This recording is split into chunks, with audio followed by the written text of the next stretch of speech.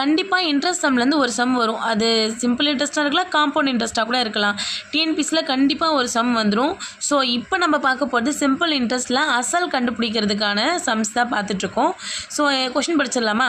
குமரவேல் ஒரு குறிப்பிட்ட தொகைக்கு 10% வட்டி வீதம் 2 ஆண்டுகள் கழித்து ரூபாய் 750 தனி வட்டியாக செலுத்தினால் அசலை காண்க.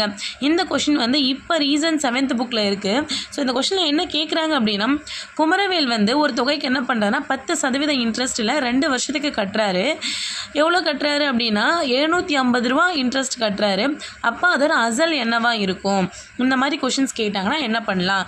நல்லா தெரிஞ்சுக்கோங்க.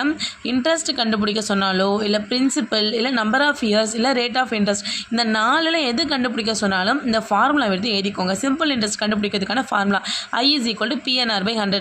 இப்போ இதில் 1 2 3 4 வேல்யூஸ் இருக்கா? இந்த 4 வேல்யூஸில் 3 வேல்யூஸ் தெரிஞ்சிட்டாலே ஒரு வேல்யூவை கண்டுபிடிச்சிடலாம்.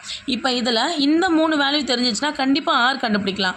ஸோ இதில் ஏதாவது 3 வேல்யூ கொடுத்துட்டு ஒரு வேல்யூ கேட்டாங்கன்னா நீங்கள் இந்த ஃபார்முலா எழுதிட்டு ஈஸியாக சால்வ் பண்ணிட்டு போயிட்டே இருக்கலாம் ஒரே நிமிஷத்தில்.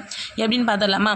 இப்போ இதில் பாருங்களேன், இது 750ங்கிறது வட்டின்னு தானே சொன்னேன். ஸோ அப்போ வட்டிங்கிறது இன்ட்ரெஸ்ட்னு சொல்லுவாங்களா? ஸோ ஐக்கு நேராக 750ன்னு போடுங்க. ஈக்குவல்ட்டுக்கு நேராக ஈக்குவல் டு பிரின்சிபல்ங்கிறது என்னது? அசலை தான் கேட்குறாங்க. ஸோ அசல் எனக்கு தெரியாது, நான் அசல் வந்து பீனே வச்சுக்கிறேன். ஓகேவா? இது ரெண்டுத்துக்கும் நடுவில் எந்த சிம்பிளுமே இல்லைனா மல்டிப்ளை இருக்குன்னு அர்த்தம். ஓகேவா? என்னென்னா நம்பர் ஆஃப் இயர்ஸ் எத்தனை வருஷம்? 2 வருஷம். ஸோ 2. ஆறுங்கிறது என்னென்னா ரேட் ஆஃப் இன்ட்ரெஸ்ட் எவ்வளோ சதவீதம்? 10%.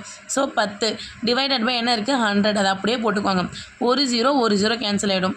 இதை நீங்கள் 2 டேபிளில் டிவைட் பண்ணிங்கன்னா 2 1s are 2, 2 5s are 10 வரும். அப்போ மீதி யாரெல்லாம் இருக்காங்க பாருங்கள். 750 = பிரின்சிபல் டிவைடட் பை 5.